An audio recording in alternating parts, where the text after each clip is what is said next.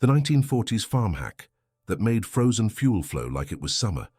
The winter of 1942 hit the Midwest harder than anyone expected. Temperatures plunged to 20 below zero across Iowa, Nebraska, and South Dakota, turning diesel fuel into something closer to molasses than liquid. Farmers watched helplessly as their tractors refused to start, their combines sat useless in the barn, and their entire operation ground to a frozen halt. But this wasn't just an inconvenience. This was a crisis that threatened the very survival of American agriculture during wartime. The problem was simple to understand, but brutal in its consequences. Diesel fuel, which had become increasingly popular on American farms throughout the late 1930s, contains paraffin wax. At normal temperatures, this wax stays dissolved in the fuel. But when the mercury drops, that wax crystallizes into a thick gel that clogs fuel lines, blocks filters, and transforms expensive machinery into 20,000 pounds of useless metal. The fuel tank might be full, but the engine would never see a drop of it. For farmers already struggling with wartime labor shortages and government quotas demanding maximum production, frozen fuel wasn't just frustrating, it was devastating.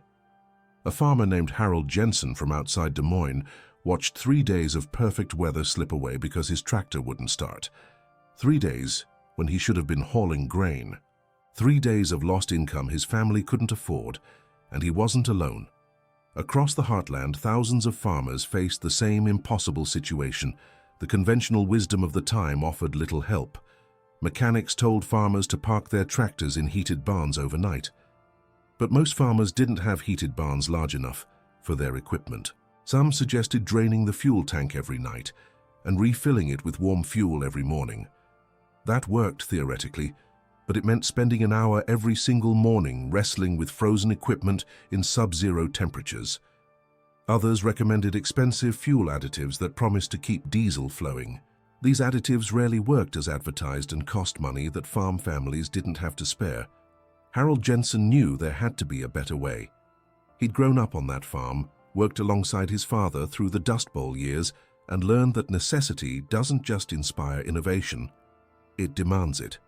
So on a bitter January morning in 1942, while his wife Emma made breakfast and worried about the mortgage payment, Harold stood in his workshop and thought about heat, fuel, and the basic principles of physics he'd learned in his 2 years of high school. The solution came to him while watching Emma heat water on the stove for washing dishes. Heat transferred through metal. Liquid flowed when warm. The tractor engine itself generated tremendous heat once it was running. So why not use that heat to keep the fuel warm before it reached the engine? The idea seemed almost too simple, almost obvious. But sometimes the best solutions are the ones hiding in plain sight. Harold spent that entire day in his workshop, ignoring the cold, ignoring his wife's calls to come in for lunch. He started with a length of copper tubing, maybe 3 feet long, carefully bent into a coil that would fit around the tractor's exhaust manifold. Copper transferred heat better than any other practical metal. The exhaust manifold stayed hot as long as the engine ran. If he could route the fuel line through this copper coil, wrapping it around the hottest part of the engine, the exhaust heat would warm the fuel before it reached the injection pump. The theory was sound. The execution proved more challenging than Harold anticipated. The fuel line needed to maintain steady flow while being routed through the heating coil. Air bubbles could form if the line developed any dips or pockets. The connections had to seal perfectly, because even a tiny leak would mean fire risk around hot exhaust components. Harold worked through the afternoon, his fingers going numb despite his heavy gloves, threading fuel line through copper tubing, testing fittings, checking clearances. By evening, he had something that looked like it might work. A copper coil wrapped snugly around the exhaust manifold with the main fuel line running through it. The heated fuel would then continue to the injection pump and into the engine. Simple, elegant, and potentially revolutionary if it actually worked. The next morning arrived even colder than the day before, 23 below zero according to the thermometer hanging outside the kitchen window. Harold bundled up in every layer he owned and headed out to the barn before sunrise. His breath crystallized in the air, his boots crunched on snow so cold it squeaked, and his modified tractor sat waiting, fuel lines frozen solid like every other piece of diesel equipment in 3 counties. Starting a diesel tractor in sub-zero weather was always an ordeal, even with working fuel. Harold went through the standard procedure. He drained oil from the crankcase, carried it inside, warmed it on the stove, then poured the hot oil back into the engine. This gave the pistons at least a fighting chance of turning over. He placed burning kerosene-soaked rags under the oil pan to warm the metal. He covered the radiator with cardboard to trap any heat the engine might generate. Then came the hard part. Diesel engines in 1942 didn't have electric starters on most farm tractors. You hand-cranked them. This meant grabbing a heavy steel crank, inserting it into the front of the engine, and spinning that crank as fast as you possibly could, while hoping the engine caught before your arms gave out. In normal weather, this took maybe 4 or 5 tries. In 23 below zero weather, it could take an hour of brutal physical labor that left even strong men exhausted and defeated. Harold cranked. The engine turned over reluctantly, fighting against cold oil and frozen metal. Once, twice, 10 times. His shoulders burned. His hands ached despite his gloves. Sweat froze on his forehead. But on the 13th attempt, the engine coughed, sputtered, and caught. Black smoke belched from the exhaust as the cold engine struggled to find its rhythm. Harold kept his hand on the throttle, nursing it, listening to the rough idle gradually smooth out as metal warmed and oil began to flow. The exhaust manifold heated up quickly, glowing dull red in places, radiating warmth into the frozen morning air. And inside that copper coil Harold had installed, fuel that had been frozen solid began to warm. He let the engine run for 10 minutes, warming up, the exhaust manifold getting hotter and hotter. Then he engaged the transmission, released the clutch, and tried to move forward. The tractor lurched, hesitated, and then rolled smoothly across the frozen barnyard. No sputtering, no fuel starvation, no sudden stalling from gelled diesel. The heated fuel flowed through the injection pump as easily as it would on a summer afternoon. Harold drove that tractor for 8 straight hours that day, hauling grain from the storage bins to the railroad depot 12 miles away. The temperature never rose above zero. Every other diesel tractor in the county sat frozen and useless. But Harold's tractor ran perfectly, hour after hour, the exhaust heat keeping the fuel warm and flowing. When he finally shut it down that evening, he knew he'd solved a problem that had been crippling American agriculture all winter. Word spread fast in farming communities. By the end of that week, 3 of Harold's neighbors had stopped by to look at his modification. By the end of the month, half the farmers in the county were installing similar systems on their own tractors. The design couldn't be patented because it was too simple, too obvious, too much just good common sense applied to a practical problem. But that meant any farmer with basic mechanical skills and access to some copper tubing could build one themselves. The beauty of Harold's system wasn't just that it worked. It was that it solved multiple problems simultaneously. The fuel stayed warm even after the tractor had been sitting idle for hours, as long as the engine was running. This meant farmers could shut down for lunch, for equipment adjustments, for any normal stopping point during the workday without worrying about the fuel gelling again. The system required no electricity, no additional fuel source, no external power. It used waste heat that was being generated anyway, heat that would otherwise just radiate uselessly into the winter air. The modification cost almost nothing to implement. A length of copper tubing ran maybe $2. The brass fittings needed for secure connections added another $1. Any farmer who could work on his own equipment, and that meant virtually every farmer in America at that time, could install the system in an afternoon. Compare that to the cost of commercial fuel additives, which might run 50 cents per tankful and didn't even work reliably, and the economic advantage became obvious. But the real impact went beyond individual farms. America was at war in 1942. The country needed every bushel of grain, every pound of beef, every gallon of milk that farmers could produce. Food production was a matter of national security. German submarines were sinking supply ships in the Atlantic. Allied armies needed American agriculture to feed both troops and civilian populations. And here was the American heartland, unable to move crops because diesel fuel had frozen solid. Harold's exhaust manifold heater changed that equation. Suddenly, farms could operate through the coldest weather. Grain could be hauled when it needed to be hauled. Livestock could be fed on schedule. The agricultural machinery that had become essential to American food production could function reliably regardless of temperature. This wasn't just a clever farm hack. This was a contribution to the war effort that mattered in ways most people never recognized.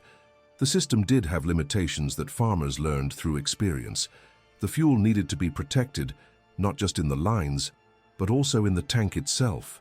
Some farmers started parking their tractors in positions where the winter sun would hit the fuel tank for a few hours each day. Others wrapped the tanks in insulation, trapping whatever ambient heat the running engine generated. A few innovative farmers even installed secondary heating systems where exhaust gases passed near the fuel tank, warming it indirectly without any risk of ignition. The exhaust manifold heater also changed how farmers thought about cold weather operation. Before Harold's innovation, winter was a time to accept limitations and work around them. After it, winter became just another set of conditions that required appropriate preparation. This shift in mindset mattered. It meant American agriculture could maintain production levels year-round, rather than accepting seasonal slowdowns. It meant farmers could respond to market conditions and wartime demands without being hostage to the thermometer. Not everyone embraced the modification immediately. Some older farmers remained skeptical of any change to their equipment. They'd been farming for 40 years using horses and gasoline tractors, and they'd survived plenty of cold winters without fancy copper coils. Some mechanics worried about fire risks from fuel lines running so close to hot exhaust components. These concerns weren't entirely unfounded. Any modification to fuel systems carried inherent risks, but farmers who installed the systems carefully, used proper fittings, and checked for leaks found that the fire risk was minimal compared to the certain economic loss of frozen equipment. Agricultural extension agents from the state universities took notice of the modifications spreading through rural communities. They studied the design, tested it under controlled conditions, and began recommending it through official channels. By 1943, the modification was being taught at vocational agriculture programs in high schools across the Midwest. Young men preparing to take over family farms learned about exhaust manifold heaters alongside crop rotation and livestock management. The innovation had become standard practice in less than 2 years. The military also paid attention. The United States Army was operating diesel vehicles in cold climates around the world. From North Africa to Alaska, from the Aleutian Islands to the mountains of Italy, military equipment faced the same fuel gelling problems that plagued civilian farmers. Army engineers studied the civilian modifications and adapted them for military use. By late 1943, many military diesel vehicles included factory-installed fuel warming systems based directly on the principles Harold Jensen had figured out in his Iowa workshop. The impact on farm economics deserves examination. Consider a typical family farm in Iowa during the early 1940s, maybe 320 acres, mostly corn and soybeans with some cattle and hogs. The family depended entirely on their ability to get crops to market when prices were favorable. A week of frozen equipment during a critical marketing window could mean the difference between making the mortgage payment and losing the farm. The exhaust manifold heater didn't just make work easier. It provided economic security during the most financially precarious time in American history since the Great Depression. Some farmers took the basic concept and expanded it. A farmer named Robert Mitchell from Nebraska designed a system that preheated fuel in the tank using a small heat exchanger connected to the engine's cooling system. As the engine warmed up, hot coolant circulated through a coil inside the fuel tank, warming the diesel from inside. This system took longer to become effective, but provided more complete protection against fuel gelling. Mitchell's design spread through Nebraska and Wyoming, where extremely cold temperatures and high-altitude operations made every improvement to cold weather reliability valuable. In Minnesota and the Dakotas, where temperatures regularly dropped to 30 or 40 below zero, farmers developed even more elaborate systems. Some installed small heating elements in fuel tanks, powered by the tractor's electrical system once the engine was running. Others created insulated fuel line channels that trapped heat along the entire route from tank to engine.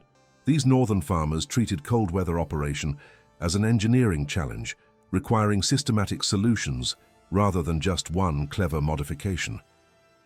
The cultural impact of innovations like the exhaust manifold heater often gets overlooked when people discuss agricultural history.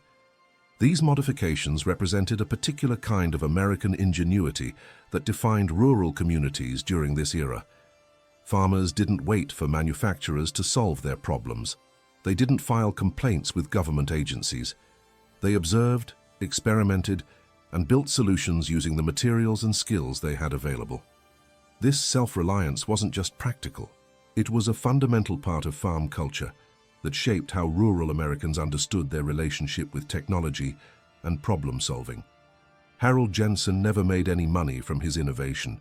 He never tried to patent it or commercialize it. When neighbors asked how to build the system, he showed them.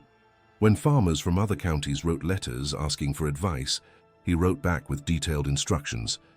This open sharing of knowledge was typical of farming communities during this period. Innovation wasn't about individual profit. It was about collective survival. If your neighbor's farm failed, that hurt your community. If your neighbor's farm succeeded, everyone benefited. The exhaust manifold heater spread because farmers shared knowledge freely, without expecting payment or recognition. By the late 1940s, tractor manufacturers began incorporating fuel warming systems as factory equipment. These systems were more sophisticated than Harold's original copper coil, using thermostatically controlled heating elements and insulated fuel lines. But the basic principle remained identical. Use waste heat from the engine to keep fuel above its gelling point. The difference was that factory systems were engineered with precise specifications and professional manufacturing rather than being cobbled together in farm workshops. The transition from farmer innovation to factory standard illustrates an important pattern in agricultural technology development. Farmers identified problems, developed practical solutions, and proved those solutions worked under real-world conditions. Manufacturers then took those proven concepts, refined them, and incorporated them into production equipment. This wasn't manufacturers stealing ideas from farmers.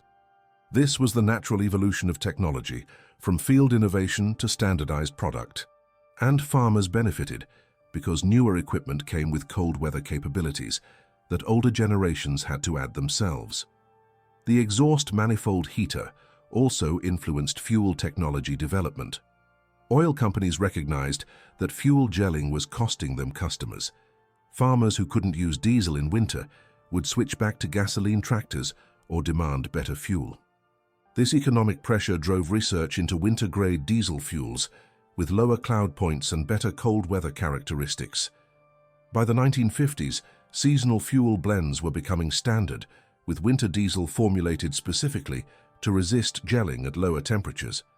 Farmers still used exhaust manifold heaters for extra insurance, but the fuel itself had improved significantly. Some historians of agricultural technology argue that simple innovations like the exhaust manifold heater had greater practical impact than more celebrated advances. Hybrid corn varieties and chemical fertilizers get more attention in history books. But those advances only mattered if farmers could actually operate their equipment to plant, cultivate, and harvest crops. The exhaust manifold heater solved a bottleneck that was limiting agricultural productivity during a critical period. It removed a constraint that had been accepted as unavoidable. That kind of innovation, invisible to most people but essential to those who depended on it, represents the real foundation of agricultural progress. The modification also taught valuable lessons about appropriate technology. The exhaust manifold heater worked because it matched the scale and complexity of the problem. It didn't require specialized knowledge, expensive materials, or professional installation. Any farmer could understand it, build it, and maintain it. This appropriateness made the technology sustainable and widely adoptable. Compare this to some modern agricultural technologies that require specialized technicians, proprietary parts, and sophisticated diagnostics. The exhaust manifold heater embodied a different philosophy of technology: simple, robust, maintainable, and effective. Winter farming in the 1940s and 50s was still brutally hard work, even with functioning equipment. Farmers started their days in darkness, worked in temperatures that would send most modern people running for shelter, and ended their days exhausted. The exhaust manifold heater didn't make winter farming easy. It just made it possible. There's an important distinction there. The modification removed one obstacle, but farmers still faced countless others. Frozen water supplies, livestock struggling in extreme cold, roads blocked by snow, and the constant physical demands of agricultural work in hostile conditions. Stories from that era reveal the determination required to farm through Midwest winters. Farmers would start engines at 4 in the morning just to have them warmed up and ready by sunrise. They'd work in conditions that left their hands too numb to feel the tools they were holding. They'd drive tractors through snowstorms because livestock needed feeding and farm work couldn't wait for convenient weather. The exhaust manifold heater was a tool that served this determination, making it possible for committed farmers to keep working when everything tried to stop them. The innovation also highlights the importance of understanding basic principles rather than just following procedures. Harold Jensen didn't invent heat transfer or copper's thermal conductivity. He applied existing principles to a specific problem in a novel way. This kind of thinking characterized the most effective farmers of that era. They understood their equipment well enough to modify it, their crops well enough to adapt practices, and their land well enough to work with its characteristics rather than against them. Education in rural communities emphasized this kind of practical intelligence alongside traditional academics. By the 1960s, the exhaust manifold heater had become such standard equipment that most young farmers never knew anything different. Diesel tractors came with fuel warming systems. Winter-grade diesel fuel was readily available. Cold weather starting, while still challenging, no longer meant days of lost work. The innovation that had seemed revolutionary in 1942 had become invisible infrastructure, so integrated into normal practice that no one thought about it anymore. This invisibility represents the ultimate success of any practical innovation. It works so well and so reliably that people forget there was ever a problem. Modern diesel engines have sophisticated fuel heating systems, computerized monitoring, and cold weather packages that make operation possible in extreme conditions. But the fundamental principle remains unchanged from Harold Jensen's original copper coil.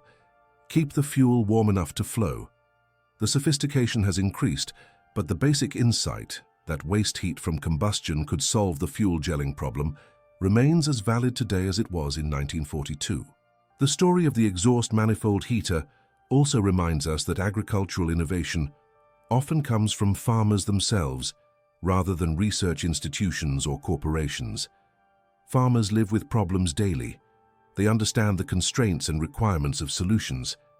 They test innovations under real conditions with real consequences for success or failure. This practical knowledge produces innovations that work because they must work. There's no room for theoretical elegance that fails in the field.